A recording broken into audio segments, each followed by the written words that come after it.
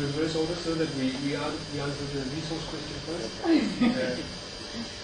So I'm not allowed to go and do fundraising before I answer. No, that puts me on the spot there. I would say for gender programming to be successful, probably we should allocate then at least 25-30% of trying to look at broad-based at least gender interaction programs, because I don't know what the percentages are out there right now and whether anybody has done the analysis, but at least 10 years ago it would have been very little. Perhaps right now things are moving quite quickly in the direction of also doing a lot of male programming, but I think we do need to allocate 1/3, 1/4 of the resources to have a gender perspective that is broader than just female empowerment. I think no, that was just for Oscar. Okay. I think this is a good question, and I haven't really looked into this aspect of the program. I think, but it's very important to take, really a look at this, how it could be possible. But in Save the Children Sweden, what we did was we had a budget for gender, and I think half of the budget for gender is for this kind of engaging goals program, and half goes for another work with women and things. But it's really interesting issue to look into, and that's what I can say about your perspective. Yeah. How we answer? Then we move on to some of the other questions that we had. There was this question on whether some of these gender programs actually confirm the position of male household heads, and definitely so. I think whenever we do a program and we say that we want to build on local stakeholders, we work with a lot of nasty people.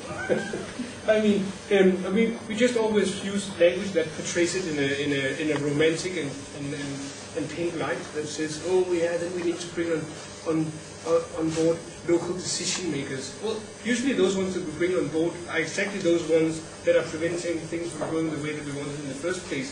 So that is a contradiction in terms that is within the whole way that we work and phrase programs. I mean, and it makes you go crazy. It's like, I've been a programmer and now I'm a researcher, and I know it's cheap advice to just say, well, you should have a more complex worldview or whatever, because those programs need to move, and you are accountable. You need the running of it. You need to phase it into a 3-year cycle.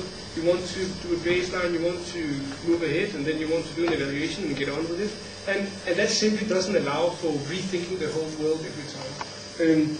So that would be up to the local organization and the program manager that is there. They will have to compromise. They will have to find the right answer to that particular question, because sometimes really you have to make that kind of estimate. Is this going to benefit or is it not going to benefit? If you don't see any benefit at all, obviously the program shouldn't take place, or it shouldn't go ahead and do that.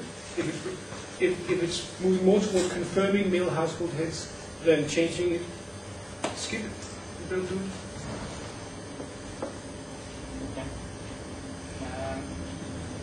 The other questions are also very interesting. Maybe I'll start from the second one. What concrete examples can we give besides that they are helping in the domestic? Yes, besides that they're helping, the boys are helping in the domestic activity. I think we had this interview we did with the government.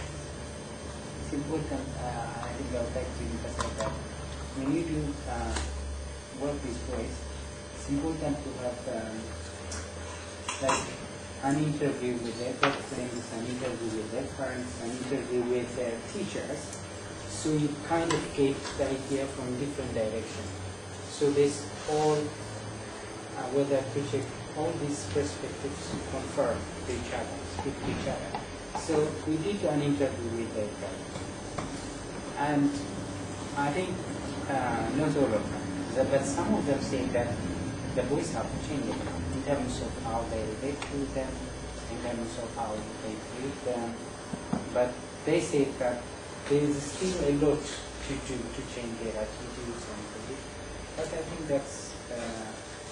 that's what we got from the girls, and that's what we really want to achieve in terms of the relationship between girls and boys. And we also had a discussion with the parents, and the parents said, yes, they are behaving well now. They are relatively calm, and they support their sisters at home, they support their mothers at home. And that's a change. So I think it's important to, when you do this kind of information system, it's very good to have the opinions of parents, both before the project and after the project, to see if things are changing the way. I think that question about what is unique for them. There is a lot unique for them. One is that, as I said, there is a price that is paid because of the gender relationship that we have now, and that will change if they start to be involved in this, and if they start to be part of this program, then that changes, and that is some reward for this. And we also had this key message in our program that if you have a relationship with your girlfriend, you get a benefit. When you are able to kind of air out your emotions, feelings, instead of being violent, then you get the benefits, collect those benefits from these kinds of relationships. So I think there is a lot to gain for the boys from behaving in these new ways of being a man. And there's a lot for their family, because they are helping their sisters. There's a lot for the girlfriends, because the girlfriends now they can be heard, they can be given attention, they can be listened to. So this is a lot. I think there's a lot of benefit that can lead to others besides the boy.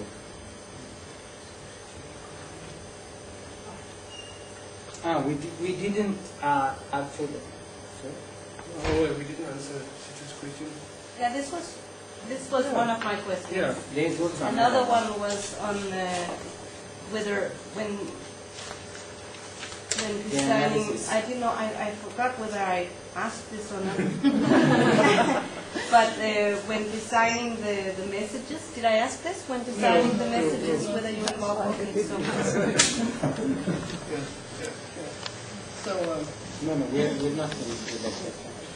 There's also this analysis, the question that you asked about whether we did a research to find out different forms of masculinity. Yes, we did. We did a nice focus group discussion with different groups of men. And that helped a lot really in understanding the different types of being a man in our community. And we used misconceptions we got from the focus group. We used different ideas we got from the focus group to develop our messages and our interventions. So we did that. But it was not very good, That the one we did in this year was really very interesting because we got a lot of experience now, and we know how to. We really felt that we are at a very good place to do this research. Yeah.